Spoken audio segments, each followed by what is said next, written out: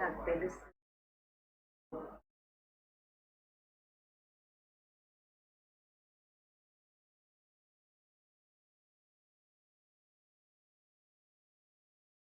Good morning, students. Today we will continue with the development of the cardiovascular system. The previous class we have discussed the formation of the heart tube and the cardiac tube. And today we will continue with the development of the atria and ventricle.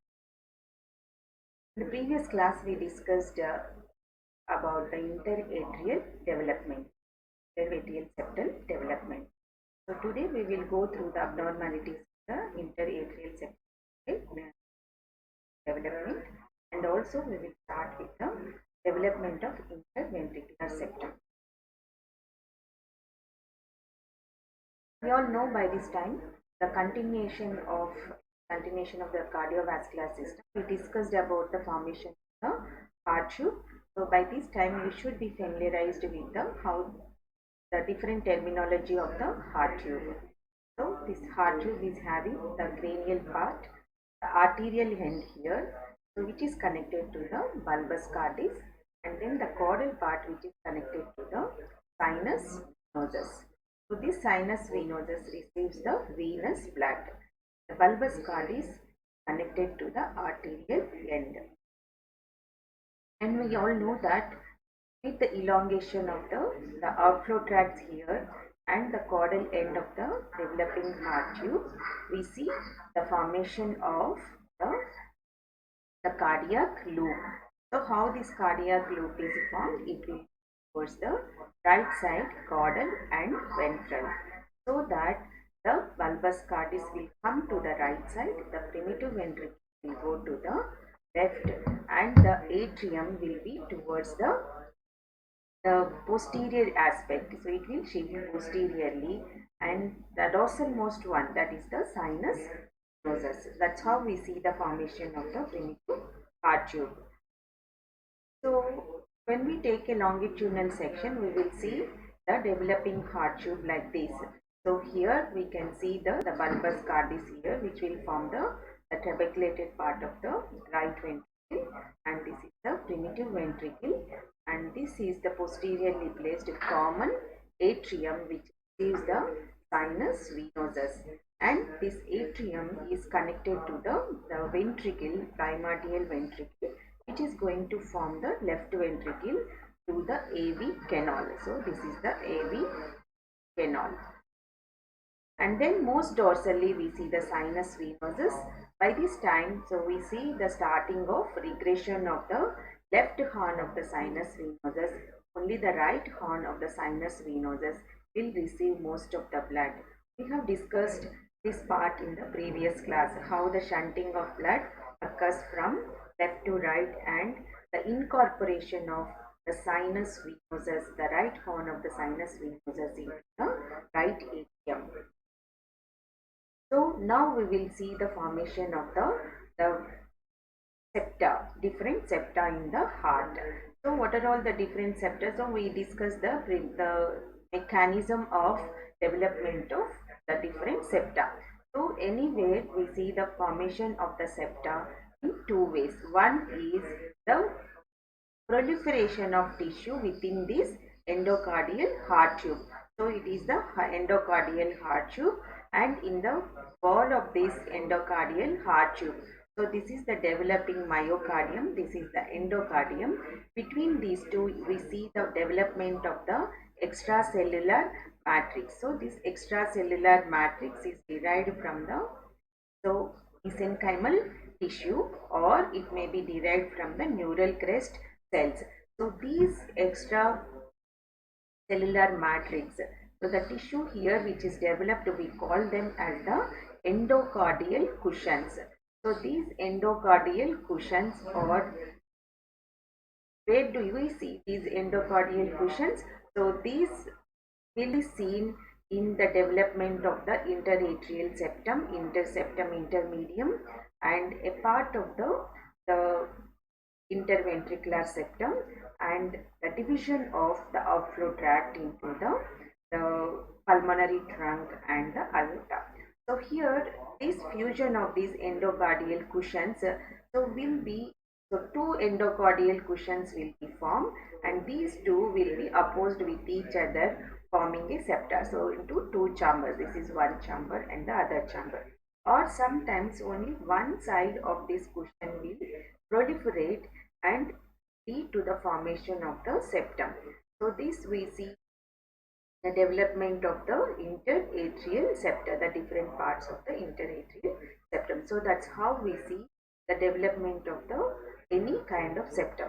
Another kind of formation of the septum is, so when there is growth of two chambers. So if you see the growth of two chambers, so between these two chambers the wall will be proliferated, and then so will be forming a fold initially, and this fold will form the septum. So partially dividing these two chambers into a, because of the formation of this kind of fold.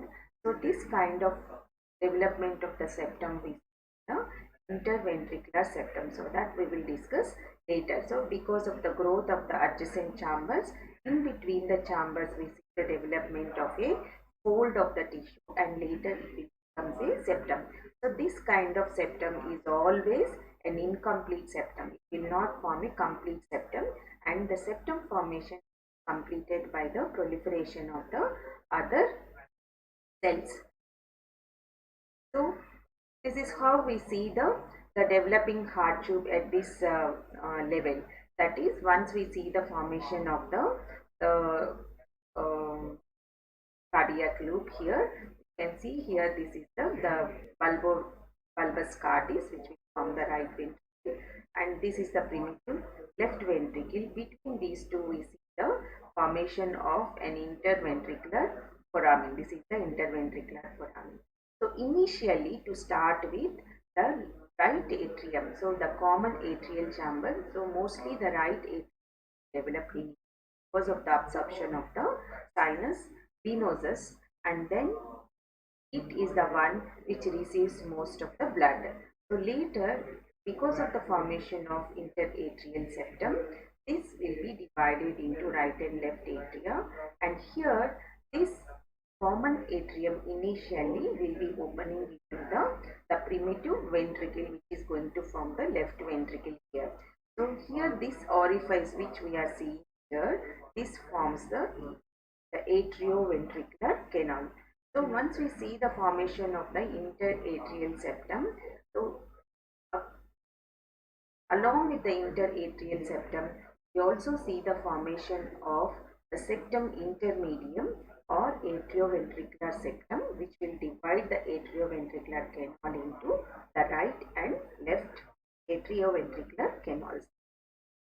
So this is the interior of the right atrium, so which we already discussed in the previous class. So this is the smooth part of the right atrium, and this is the rough part of the right atrium, and this is the crista terminalis here. This forms the crista terminalis, and in the smooth part of the right atrium, so this is derived from the absorption of the sinus venosus here. So this part of the right atrium is called the sinus venerum, and we have seen here this depression is called the fossa ovalis, and this elevated margin surrounding this depression, so we call this as the limbus of the fossa ovalis. So here this limbus of the fossa ovalis we discussed in the subsequent slides, that is derived from the septum secundum, and the floor of this fossa ovalis is derived from the septum primum. So little bit of that we discussed in the previous class. Here we can see here the formation of the valves here. So this is the inferior vena cava valve, and this is the coronary sinus valve. So this is the coronary sinus opening, and this is the inferior vena cava opening. So these two are guarded by this is the eustachian valve, and this is the trapezial valve, and this is the outflow tract of the right atrium, so which is called the AV canal, that is the tricuspid orifice here.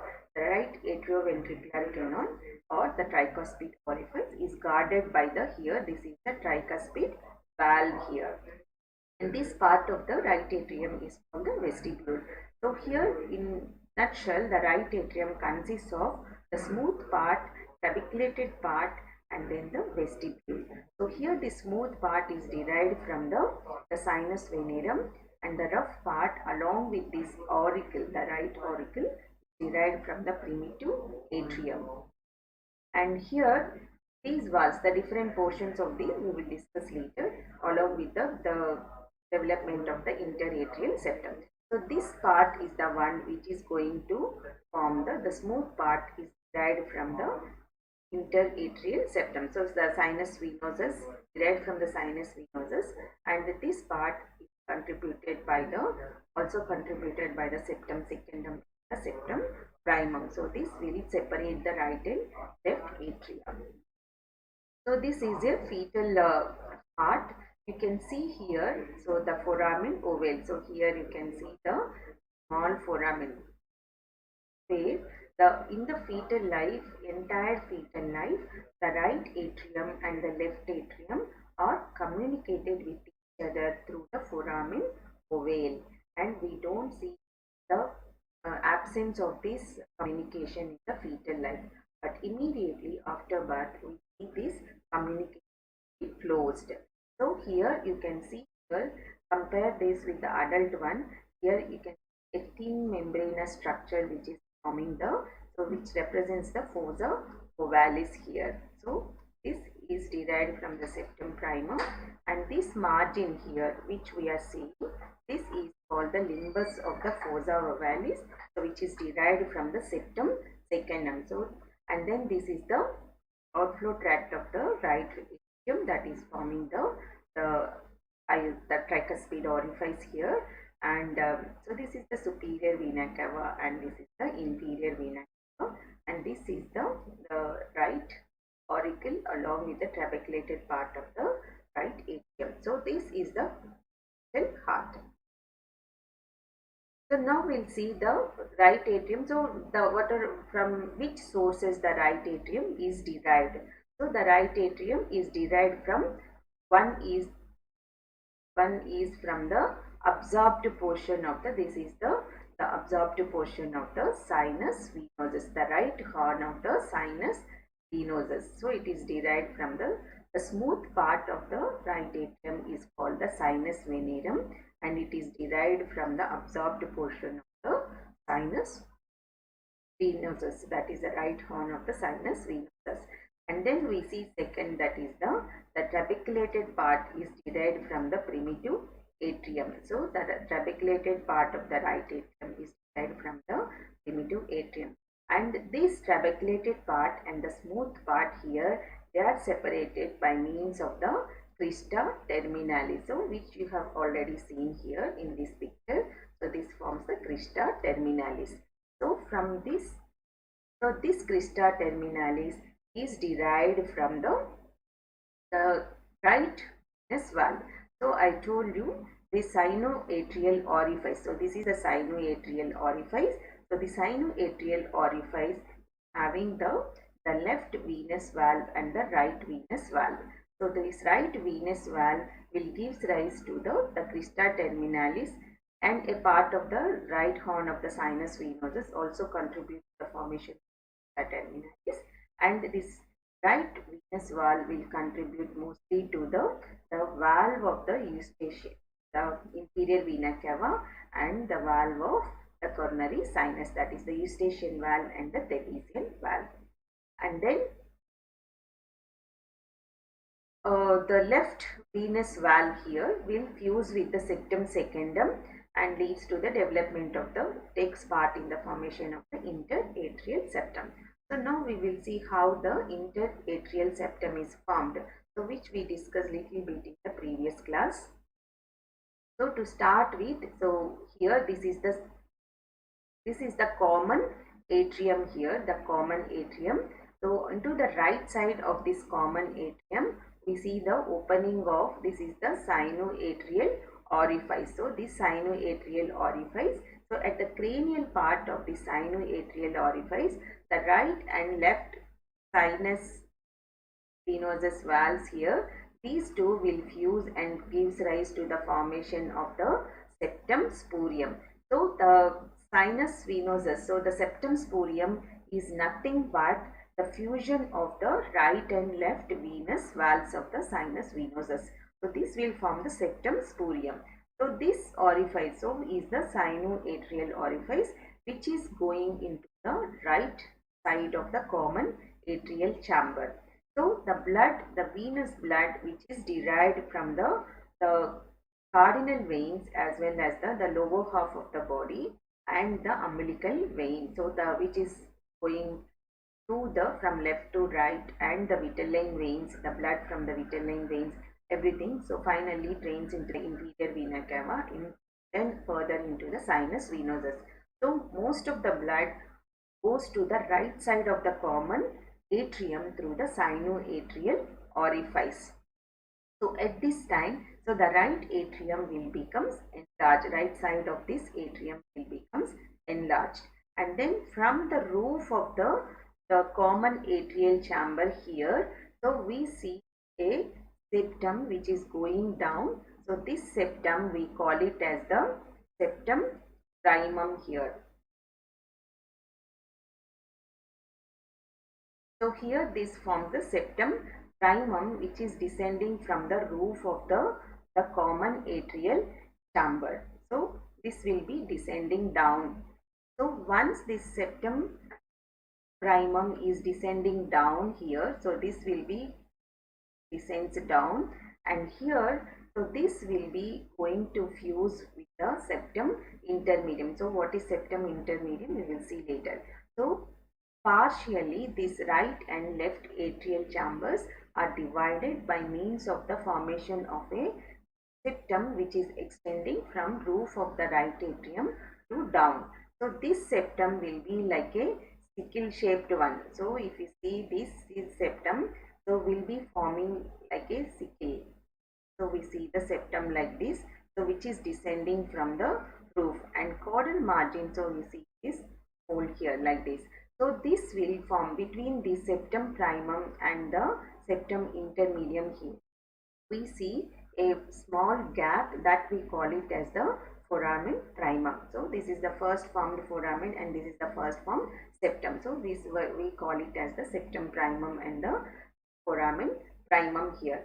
So when we see the formation of the septum primum here, so we see a structure that is descending from the dorsal mesocardium here along with the septum primum here, so which descends and goes towards the downwards, and this is called the dorsal mesenchymal protrusion. So this is called the dorsal mesenchymal protrusion. So that is the dorsal mesenchymal protrusion, DMP. So this dorsal mesenchymal protrusion is derived from the dorsal mesocardium. So we all know that the endocardial heart tube is suspended from behind by means of the dorsal mesocardium. The cells from the dorsal mesocardium also protrude along with the septum primum downwards, and this is called the dorsal mesocardial protrusion. So into this dorsal mesocardial protrusion, we see the development of a venous structure here. So this is called the trunk of the pulmonary vein. So in the dorsal mesocardial protrusion, the formation of a vein that is called the trunk of the pulmonary vein. So this trunk of the pulmonary vein will bifurcate and it will further each side again further divide, and finally this will gives rise to 4 veins here. So later all these veins, this trunk will be incorporated into the formation of the left atrium. So here it will be incorporated into the left atrium until these pulmonary veins, all 4 veins are absorbed into the left atrium. So that is how we see the development of the left atrium. So the right atrium is derived from the absorbed portion of the right horn of the sinus venosus and the primitive atrium, the trabeculated part of the, which contribute to the trabeculated part, and the left atrium is derived from the trabeculated part, or the left auricle is derived from the primitive atrium, and the smooth part of the left atrium is derived from the absorbed portion of the trunk of the pulmonary vein in the four veins. So this, along with that, we see the dorsal mesenchymal protrusion. So abnormalities of this vein, so the trunk of the pulmonary vein and how it is derived into the absorbed into the left atrium, so that we will see later. So here, if this dorsal mesenchymal protrusion, initially it will be almost in the midline just to the left of the septum primum. So anything that happens, if this goes wrong here, instead of going towards the left side, if it goes towards the right side, and then so that leads to the development of the total anomalous pulmonary drainage. Total anomalous pulmonary drainage. So it is called the TAPV.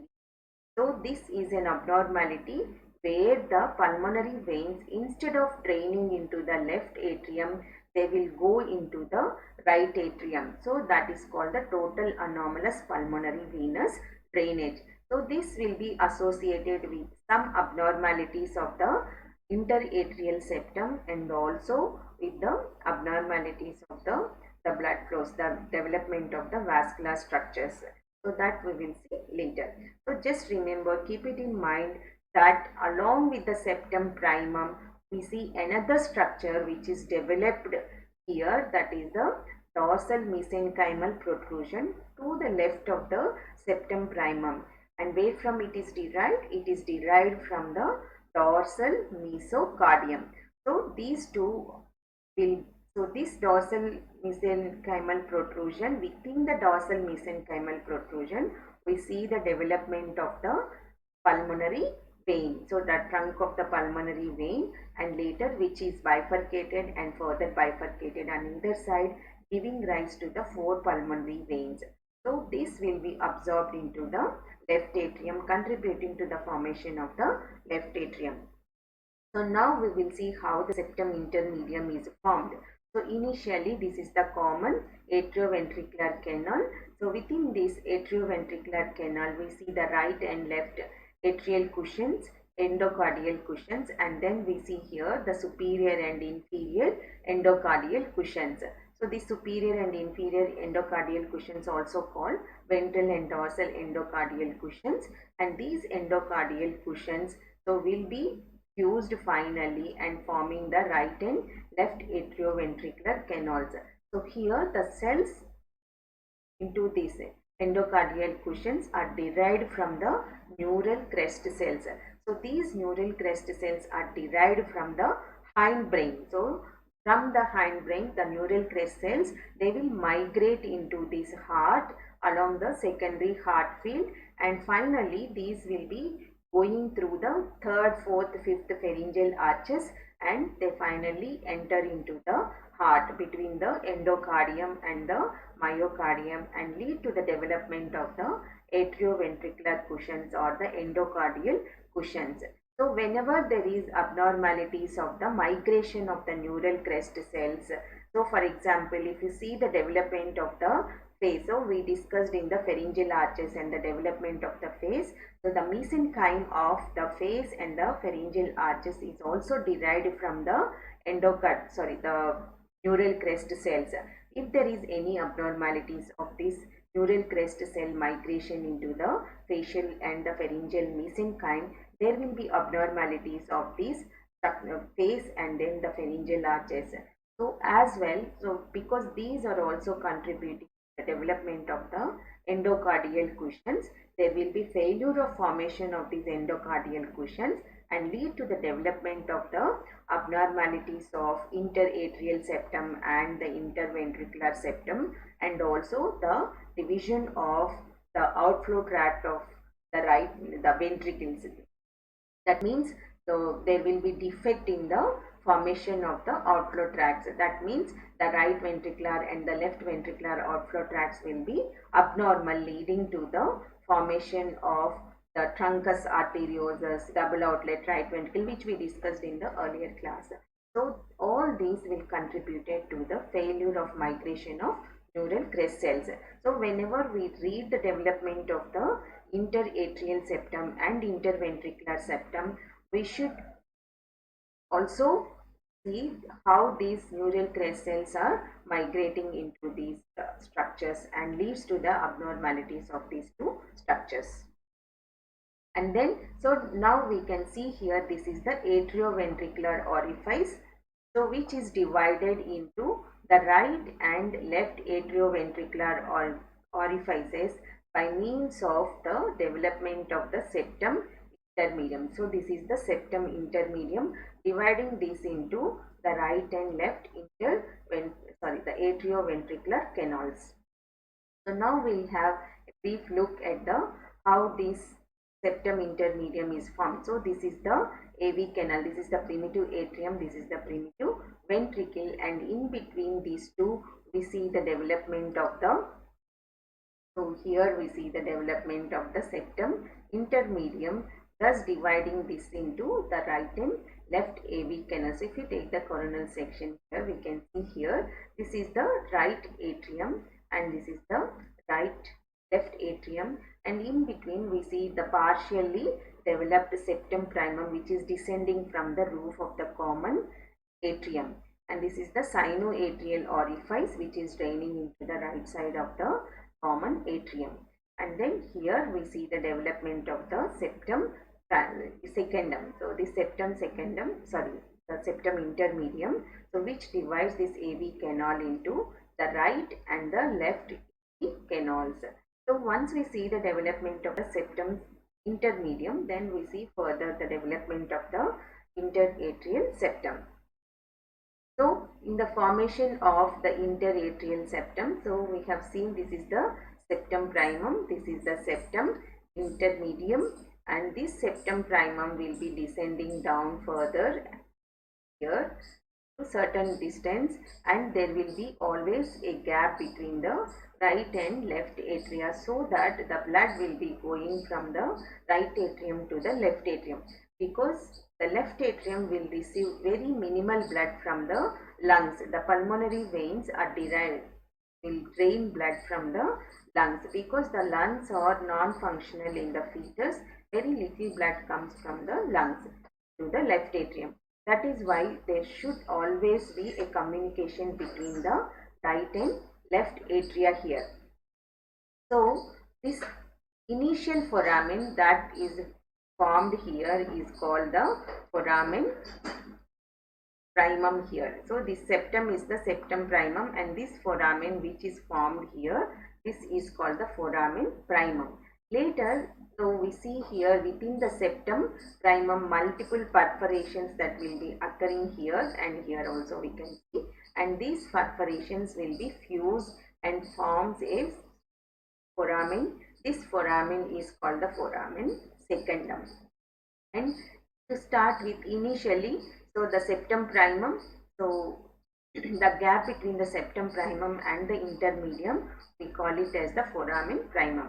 And within the septum primum, we see in the upper part another foramen, this we call it as the foramen secundum. Once we see the formation of the foramen secundum, so this septum primum will fuse with the septum intermedium. So here we can see, so the fusion of septum primum with the septum intermedium, and we see here the foramen secundum here, which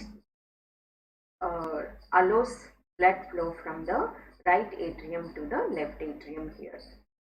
And then afterwards here we see the development of another septum. It is called the septum secundum.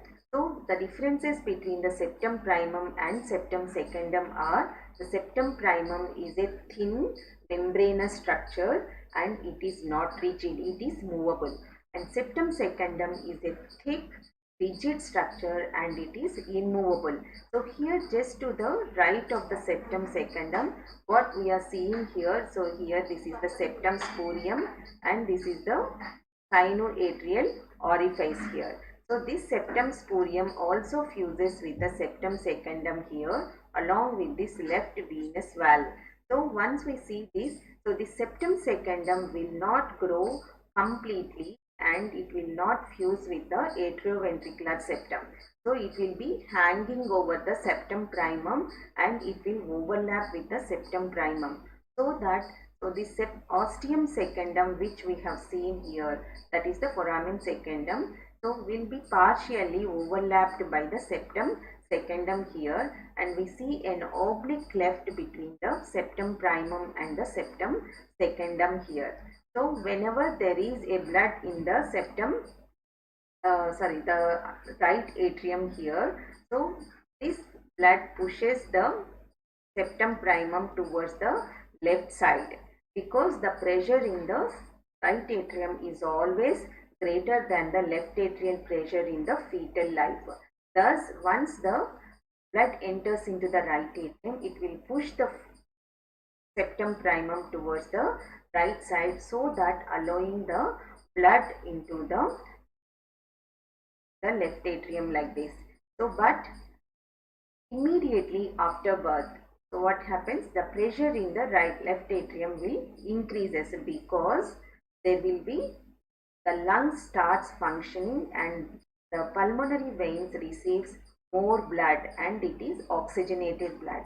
So once the left atrium receives oxygenated blood immediately after birth, the left atrial pressure will increase compared to the right atrial pressure, thus pushing this flap of the septum primum towards the septum secundum.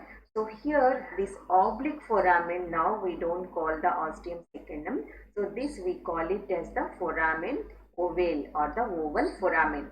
So because it is an oval foramen or the oblique cleft between the septum primum and the septum secundum.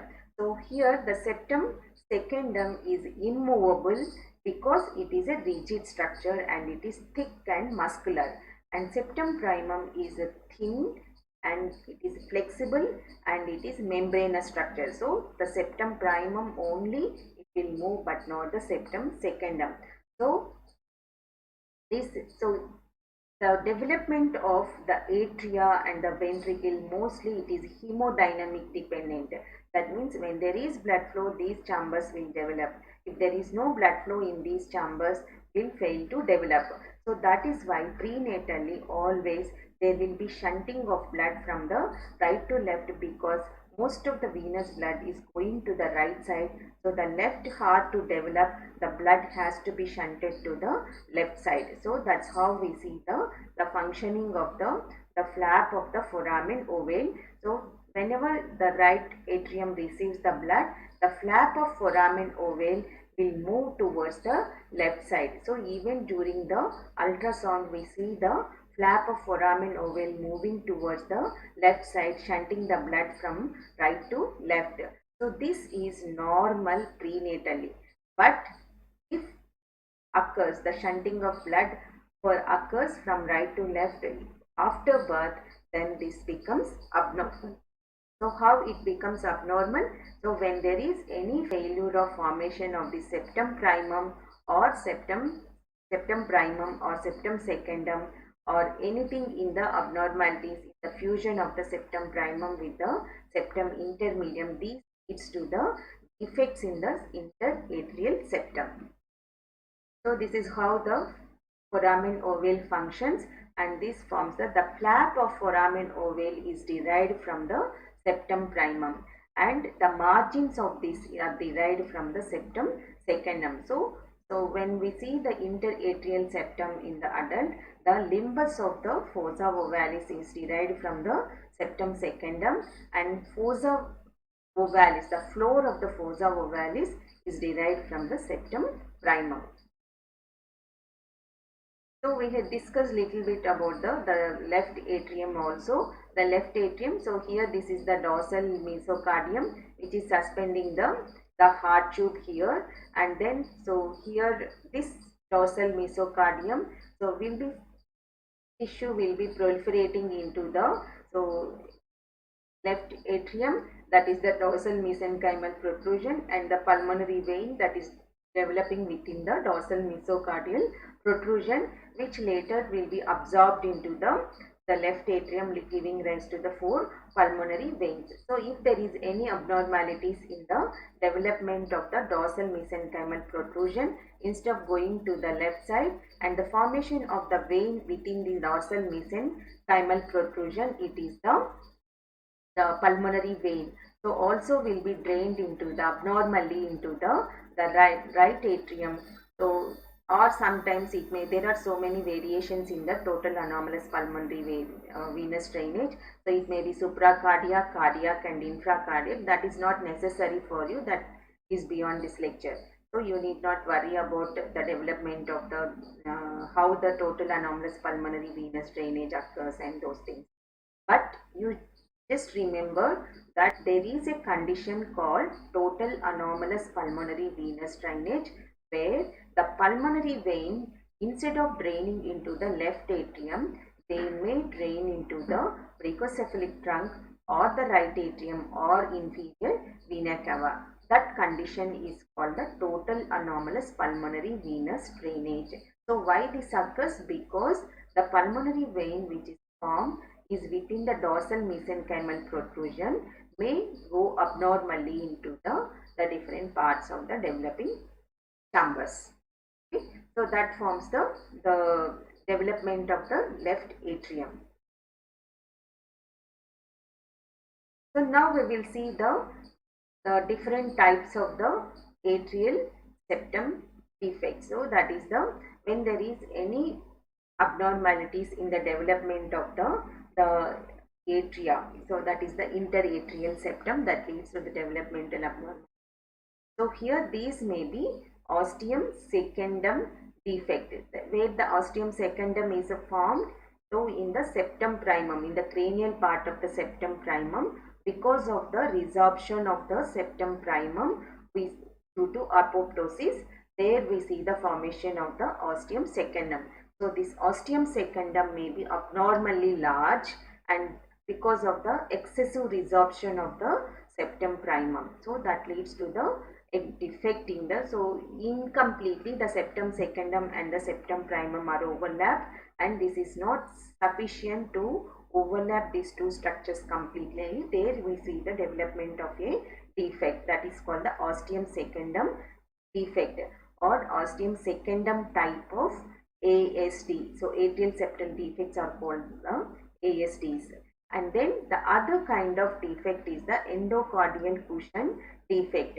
So that means, so we know that the ostium primum defect, that is ostium primum, where you see the ostium primum, it is between the septum primum and the septum intermedium. So between these two we see the ostium primum. So if there is any failure of closure of this ostium primum because of failure of migration of cells from the endocardial cushion, that kind of ASD we call it as the ostium primum kind of defect. Another one is the sinus venosus defect. That means there may be defects in the septum secundum and the incomplete formation of the absorption of the sinus venosus into the right atrium. So that is at the superior vena cava orifice, inferior vena cava orifice. Above the limbus of the fossa ovalis, we see small defects, and these are called the sinus venosus defect. Sometimes we may see complete failure of formation of this interatrial septum. In those cases, we see only a common atrium. That means the right and atria are not divided, and this condition is called the quadrilocular and then biventricular. So that means, so quadrilocular and biventricular means there will be, cor means heart, trilocular. So heart is having 3 chambers and it is 2 ventricles and 1 common atrium. So this is called the quadrilocular and biventricular. So that is the common atrium. And sometimes we may see another kind of defect where here we see the formation of the, so the after birth we see the opposition of the flap of foramen ovale with the septum secundum, and there will be physiological closure of the foramen ovale, right? So sometimes what happens, so the anatomical closure of this flap of foramen ovale occurs 6 months after the birth. So there won't be initially, immediately after birth, it is only the physiological closure of the foramen ovale, not the anatomical closure. So it takes almost 6 months to completely fuse the foramen flap of foramen ovale or septum primum with the septum secundum. So sometimes there will be failure of this fusion. These two will fail to fuse, and so whenever there is, if you keep a probe here, so there will be communication between the right and left atria, but there won't be any blood flow between the right and left atria. This is called the probe patency of the foramen ovale. Probe patency of the foramen ovale. So this is probe patency. So whenever we keep a probe, then it will go towards the left atrium. But sometimes, so this may become an ASD when there is increased pressure in the right atrium. So because of any obstructions or some conditions which lead in later life, there is increased pressure in the right atrium. So mostly the blood flow in the heart is hemodynamically dependent. So blood flows from high pressure to low pressure. So when there is increased pressure in the right atrium, this will push the flap of foramen ovale towards the left, and that leads to the ASD. So this is called the probe patency.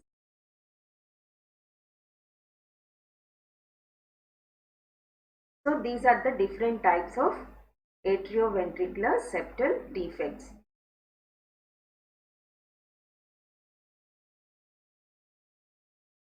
So here we can see this is the AV canal. So this is the ventricular septum that is developed, and this is the atrial septum that is developed here. And here we see a big gap between the, so here, so we are seeing here, this is the gap. So this is called the atrioventricular canal defect. That means there is failure of formation of septum intermedium and proliferation of cells from the septum intermedium into the septum primum and also into the interventricular septum, thus leading to the failure of division of the atrioventricular canal, leading to the AV canal defects. So that is called the atrioventricular, persistent atrioventricular canal or AV canal defect. Sometimes the other types of defects are, so when there is this ostium primum fails to close here. So because of failure of migration of cells into the septum primum here, so this kind of defect is called the ostium primum defect. So this the ostium primum defect, which will be close to the atrioventricular orifice. So this is the ostium primum kind of defect. This is little rare. So the most common type of ASD is the ostium secundum type. So this is the ostium secundum type of defect here.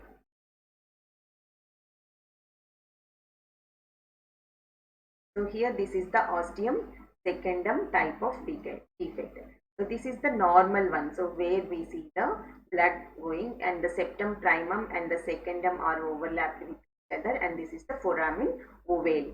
So here there is excessive resorption of the septum primum that leads to a big ostium secundum, and there is an ASD here. So there is direct communication between the two chambers.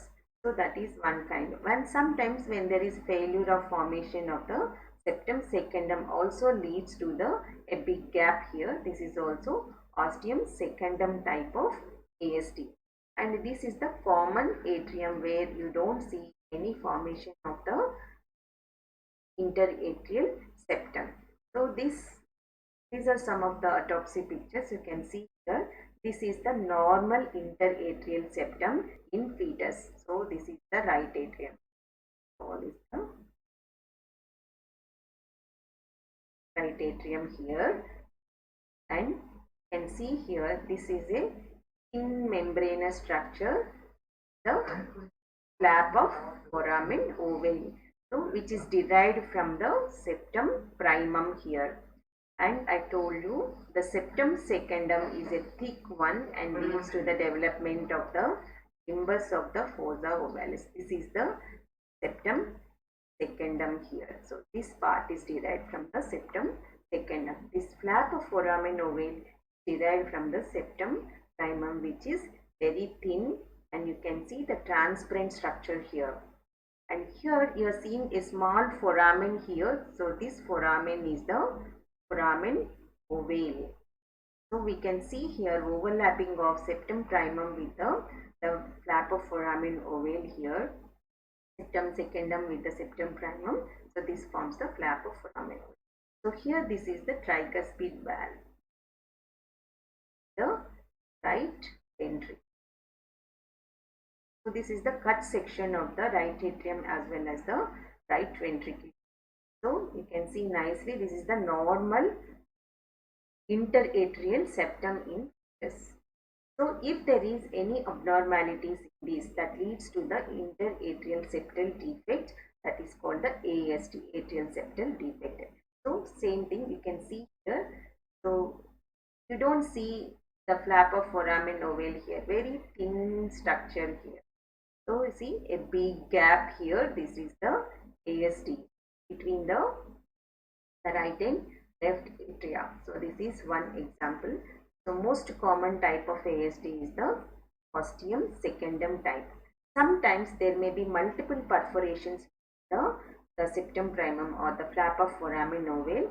So we can see here. So this is the flap of foramen ovale here. So this is supposed to be the foramen ovale. You can see here multiple foramina here. This is the limbus here. So this is another kind of ASD. So where we see multiple perforations, multiple atrial septal defect within the flap of foramen ovale.